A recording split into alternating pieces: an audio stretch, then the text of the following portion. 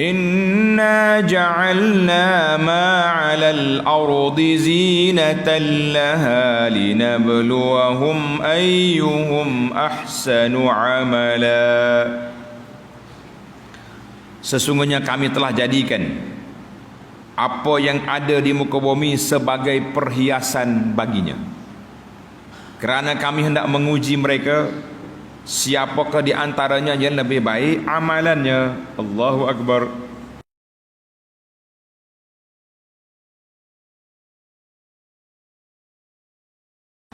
Ayat ini nak menenangkan hati Nabi sallallahu alaihi wasallam. Tengok nota 709. Yakni, janganlah engkau wahai Muhammad sallallahu alaihi wasallam bersusah hati tentang orang-orang yang engkar itu. Jangan susah hati. Sebab tu dia kata ayat ini ayat menenangkan Nabi sallallahu alaihi wasallam. Sebab apa? Sebenarnya kami telah jadikan segala yang ada di bumi sebagai perhiasan, zinah, kosmetik. Tengok comel. Macam main-main benda-benda mainan perhiasan. Bunga perhiasan ni comel lah. Pergi dekat bank budak kena ke plastik. Tak boleh. Tapi kita sudah mata kita tengok, oi cantik, lawa, comel, molek kan. Pergi dekat bunga kertas. Bank pun tidak, bergerak pun tidak. Baik. Maknanya segala yang kami beri kepada golongan engkar itu sebagai perhiasan dunia, perhiasan bagi bumi dan penduduknya untuk ini mah. Untuk apa? Untuk menguji mereka siapakah di antaranya yang bersyukur lalu beriman dengan mengerjakan ketaatan, dan siapa pula yang engkar. Jadi ayat ni Allah Ta'ala beri perhiasan dunia ni untuk apa? Untuk kita, untuk Allah nak tengok siapa di kalangan kita yang syukur, beriman. Orang sudah beriman tapi syukur ke tidak dengan nikmat Tuhan beri? Oh syukur Ustaz, saya dapat 200,000 sebulan kita punya jualan, contohnya sale kita. Lepas tu sedekah ke masjid berapa ringgit? Satu sekali pergi hari Jumaat RM2. Tak kena pada tempat. Contohlah kita kata. Sebut dalam hadis Nabi sallallahu alaihi wasallam, tanda hadis ni belajar. Hadis an Abi Sa'id Al-Khudri radhiyallahu anhu, sabda Nabi sallallahu alaihi wasallam, akhwafu ma akhafu alaikum ma yukhrijullahu lakum min zahratid dunya. Nabi kata di antara perkara yang aku bimbang, aku takut menimpa ke atas kamu, iaitulah apa yang Allah keluarkan daripada perhiasan dunia. Daripada perhiasan dunia. Sahabat tanya, wa ma zuhratud dunya ya Rasulullah? Apakah perhiasan dunia itu ya Rasulullah? Qala sallallahu alaihi wasallam, barakatul ardi, iaitulah keberkatan yang Allah Ta'ala letak di atas muka bumi. Comel kita ni dengan bunganya, dengan buahnya, dengan macam-macam kan, dengan macam-macam benda. Jadi manusia ni dia akan hidup dia di persekitaran dia akan terpengaruh. Ada seorang sahabat saya ni, dia bincang tentang bagaimana pemilihan nama anak. Menarik juga ni. Dia kata seorang itu dia akan terpengaruh dengan suasana hidup dia. Suasana hidup dia. Kalau dia ni hidup suka tengok lagu, suka dengar lagu, suka tengok filem, kita tengok anak-anak dia akan ada nama-nama penyanyi-penyanyi, pelakon-pelakon, ada. Entah tak? Nama. Anak dia habis. Hak ni Hindustan, hak ni hero Melayu ada belakang. Tapi kalau dia pencinta ulama, anak-anak dia akan keluar nama-nama ulama. Menarik kan? Kalau dia cinta kepada orang-orang yang duduk di hutan, duduk dalam duduk dalam ni perhiasan dunia, kerja dianya pokok ni. Jadi anak dia pun nama pokok juga. Anak dia nama pokok dah. Melati, nama pokok. Pokok apa lagi? Macam-macam. Hak duduk di padang pasir, duduk buru hayawan, anak dia pun nama Asad. Tahu mana Asad? Singa, Fahad, gapo lagi nama. Jadi gitulah pengaruh manusia ni begitu. Maka Allah Subhanahu Wa Taala peringatkan kepada kita bahawa apa yang kita buat ini adalah merupakan perhiasan untuk Allah nak linabluwahum ayyuhum ahsanu amala. Allah nak uji kita dengan kedudukan. Baik. Itu hadis tadi barakatul ardi dikeluar oleh Bukhari dan Muslim. Ada lagi hadis yang kedua daripada Abi Sa'id. Nabi SAW bersabda, "Inna dunya hulwatun khadiratun." Allahu Akbar. Nabi kata dunia ini hulwatun khadiratun, manis hijau. Ay ghaddatun na'imatun tayyibatun. Comel lah. Kita tengok kan pokok-pokok menghijau tu nampak lawa, comel, manis pula. Masya Allah. Muzayyanatun fi uyunikum wa qulubikum. Mata kita, hati kita terpengaruh dengan dia. Dinamakan hijau sebab orang Arab ni kalau benda comel dia panggil hijau. Sama dengan sayur-sayuran yang menghijau, comel. Itu. Ada juga bunga-bunga lain tidak hijau tapi istilah. Nah, Nabi kata dunia ini manis hijau. Wa inna Allaha mustakhlifukum fiha. Allah Ta'ala lantik kamu jaga dia.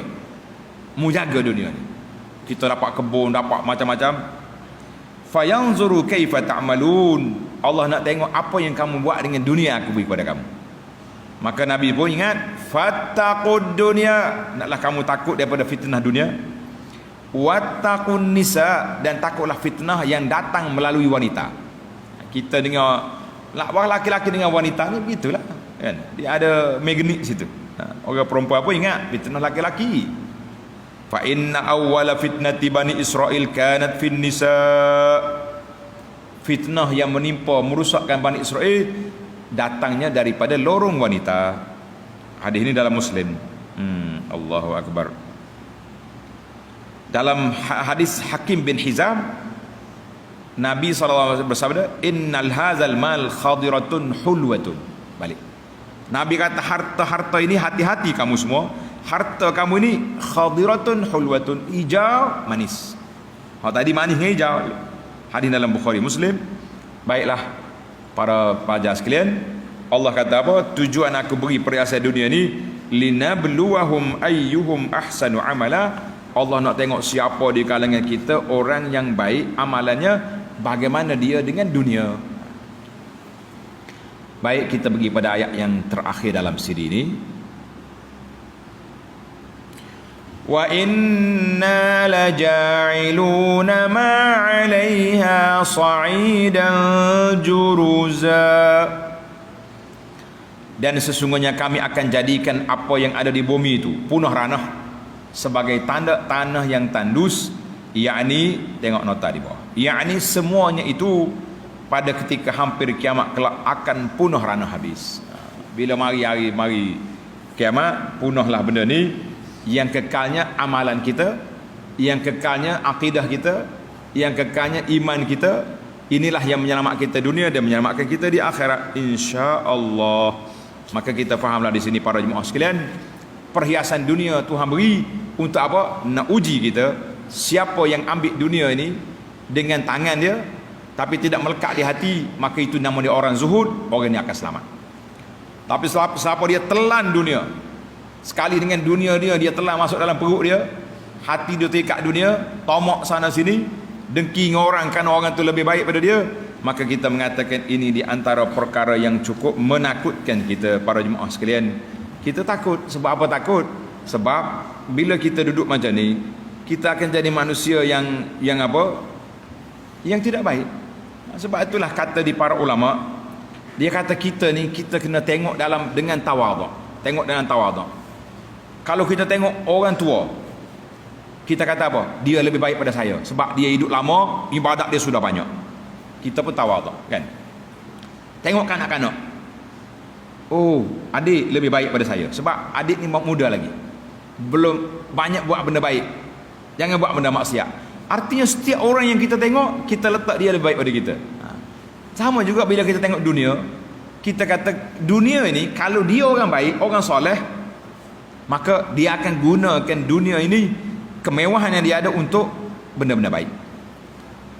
Tapi kalau dunia ni duduk di tangan orang yang tak baik, orang tak soleh, dengan rasuahnya, dengan ribanya, dengan penipuan, dengan segala dengannya, kita kata dunia yang dia miliki hari ini sekejap dan terlalu sedikit nak banding dengan azab di akhirat. Maka kenapa aku nak deki dengan dia? Subhanallah. Dua sifat ini menjadikan kita orang yang zuhud, orang yang sabar. Mana kalau tengok orang ni baik, dia boleh dunia, kita kata hak dia dapat ni kecil nak banding dengan hak dia dapat di akhirat. Kalau dia tak baik boleh dunia, kita kata sementara je tu, sampai di akhirat esok dia kena azab, dunia ni tak pakai kerja. Orang panggil tak ada nilai apa di sini. Allahu Akbar. Tamatlah kita perbincangan awal surah Al-Kahfi. InsyaAllah kita akan sambung lagi dalam siri yang akan datang. Bermulalah episod apa? Episod cerita Al-Kahfi, cerita pemuda-pemuda yang tidur lama dalam gua, insya-Allah dalam siri yang akan datang. Subhanakallahumma wa bihamdika asyhadu an la ilaha illa anta astaghfiruka wa atubu ilaik. Wa sallallahu ala nabiyyina Muhammadin wa ala alihi wa sahbihi ajma'in walhamdulillahi rabbil alamin. Ingat Jumaat, ingat Al-Kahfi. Ingat Jumaat, ingat selawat ke atas Nabi sallallahu alaihi wasallam. Assalamualaikum.